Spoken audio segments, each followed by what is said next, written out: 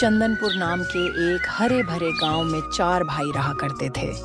उनके माता पिता बचपन में ही गुजर गए थे, इसलिए चारों ने एक दूसरे को ही अपनी दुनिया मान लिया था। किशन, मदन, छोटू, जरा हाथ तेज चलाओ। पिताजी हमेशा कहते थे कि धरती सोना उगलती है, बस मेहनत की कुदाल चलानी आनी चाहिए। हमें इस बार सबसे अच्छी फसल उगानी है। जी भैया, आप बिल्कुल ठीक कह रहे हैं।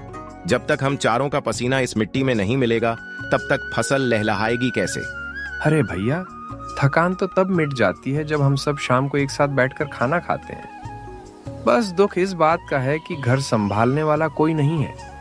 सही कह रहे हो मदन भैया, माँ के जाने के बाद घर एकदम बिखर गया है। काश कोई ऐसा होता जो हमारे घर को संभाल लेता। चिंता मत करो मेरे भाइयों, ईश्वर सब देख रहा है। वो कोई ना कोई रास्ता जरूर निकालेगा। चलो, अब सूरज ढलने वाला है, घर चलते हैं।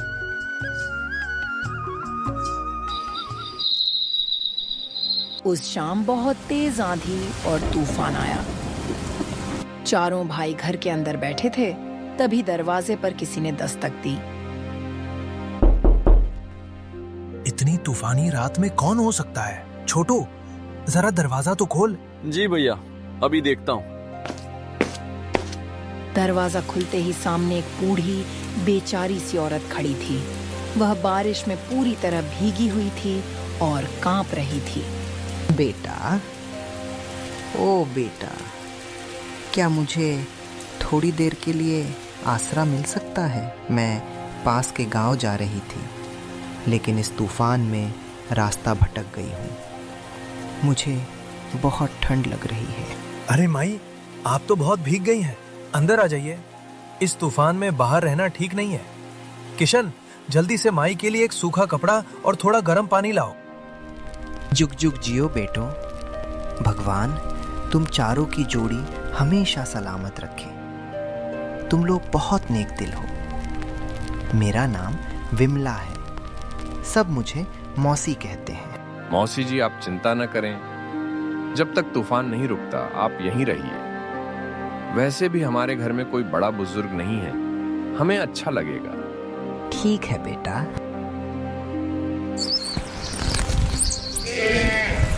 बेटो, तुम लोगों ने मेरी इतनी सेवा की। मेरे पास तुम्हें देने के लिए धन तो नहीं है, लेकिन मैं तुम चारों के लिए स्वादिष्ट खाना बना सकती हूँ।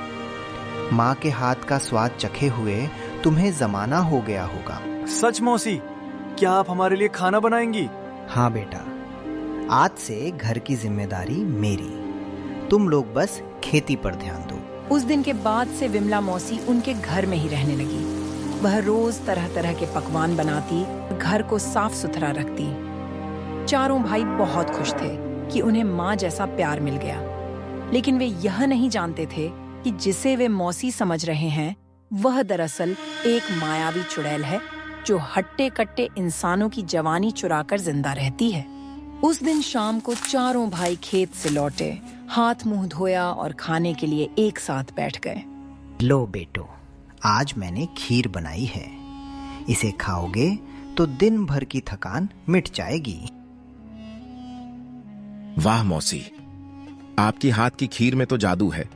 इसे खाते ही न जाने क्यों गहरी नींद आने लगती है। सही कह रहा है किशन, पिछले कुछ दिनों से मुझे भी बहुत कमजोरी महसूस हो रही है। ऐसा लगता है शरीर में ताकत ही नहीं बची। वो तो काम की थकान है बेटा, सो जाओगे तो सब ठीक हो जाएगा। खाना खाते ही चारों भाई गहरी नींद में सो गए। लेकिन अगली सुबह जब रवि की आंख खुली तो उसने देखा कि छोटू अपने बिस्तर पर नहीं है। किशन, मदन, उठो, छोटू कहाँ है? उसका बिस्तर खाली है। अरे, वो तो सुबह सुबह मेरे साथ ही सो रहा था, शायद बाहर गया होगा। नहीं भैया, मैंने बाहर देख लिया, छोटू कहीं नहीं है। मौसी जी, क्या आपने छोटू को देखा? नहीं बेटा, मैं तो अभी उठी हूँ। हाय राम, मेरा नन्हा सा बच्चा कहाँ चला गया? कहीं जंगल की तरफ तो नहीं निकल गया? हमें अभी जाकर ढूंढना होगा। मेरा दिल घबरा रहा है। तीनों भाई पागलों की तरह छोटू को ढूंढते हुए जंगल की ओर भागे। वे उसका नाम पुकारते रहे, लेकिन कोई जवाब नहीं आया। ढूंढते ढूंढते वे जंगल के बीचों बीच एक पुरानी गुफा के पास पहुंचे, जहां एक साधु महाराज तपस्या कर रहे थे। देखो, ये कोई साधु महाराज लगते हैं, ध्यान में बैठे हैं। हाँ, लगता है तपस्या कर रहे हैं। हमें इन्हें परेशान नहीं करना चाहिए। चलो चुपचाप आगे चलते हैं, शायद छोटू कहीं और में जाए। ठहरो, आगे मत जाना, आगे मौत का साया है। महाराज, हम किसी मुसीबत में नहीं हैं। हम तो अपने छोटे भाई को ढूंढ रहे हैं। क्या आपने किसी लड़के को यहाँ देखा है?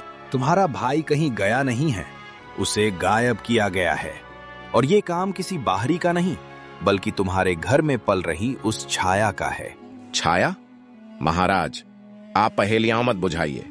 हमारे घर में तो सिर्फ विमला मौसी हैं जो मां समान है। मूर्खो, वो कोई मौसी नहीं, वो कंकाली है, एक मायावी राक्षसी।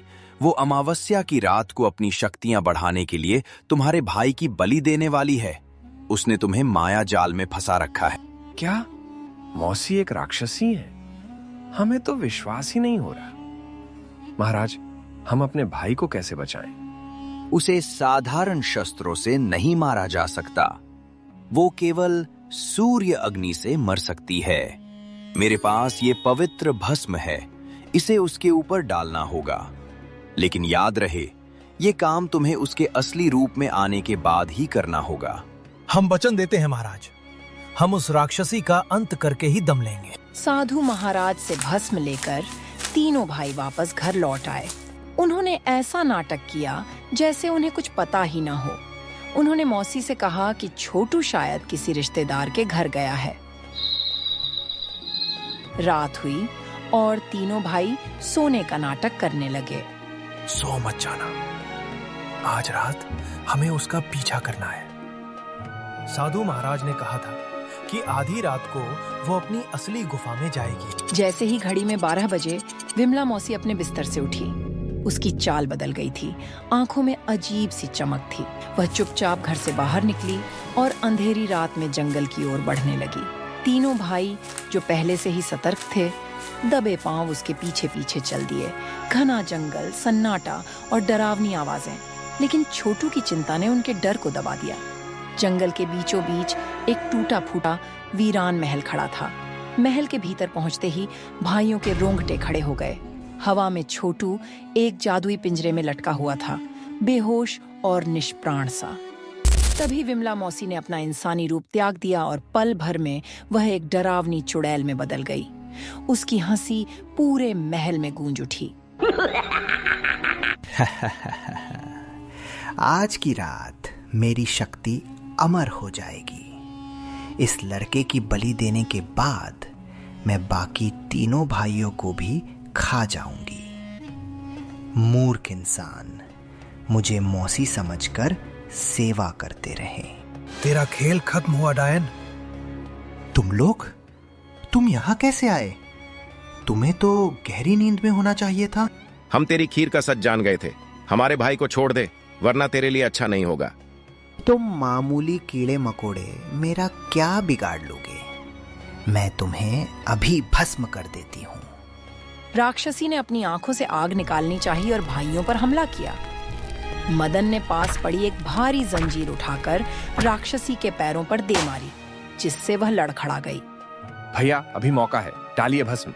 ले अपने पापों का फल भुगत। रवि ने साधु महाराज की दी हुई पवित्र भस्म मुट्ठी भरकर राक्षसी के ऊपर फेंक दी। नहीं, ये क्या किया? जल रही हूं मैं। नहीं। भस्म लगते ही राक्षसी का शरीर धुएं में बदलने लगा। वह तड़पने लगी और देखते ही देखते राख के ढेर में बदल गई। उसके मरते ही जादुई पिंजरा टूट गया और छोटू नीचे आ गिरा। छोटू, छोटू, आंखें खोल। छोटू, छोटू, आंखें खोलो। भैया, मुझे क्या हुआ था? और वो मौसी, वो तो बहुत भयानक थी। शांत हो जा मेरे भाई, वो बुरा सपना अब खत्म हो गया। हमने उस राक्षसी का अंत कर दिया है। चारों भाई खुशी खुशी अपने घर वापस आ गए। उन्होंने उस दिन एक सबक सीखा कि किसी अनजान पर इतनी जल्दी और इतना गहरा भरोसा नहीं करना चाहिए। उस दिन के बाद उन्होंने फिर से अपनी मेहनत और एक दूसरे के साथ पर भरोसा किया और सुख शांति से रहने लगे।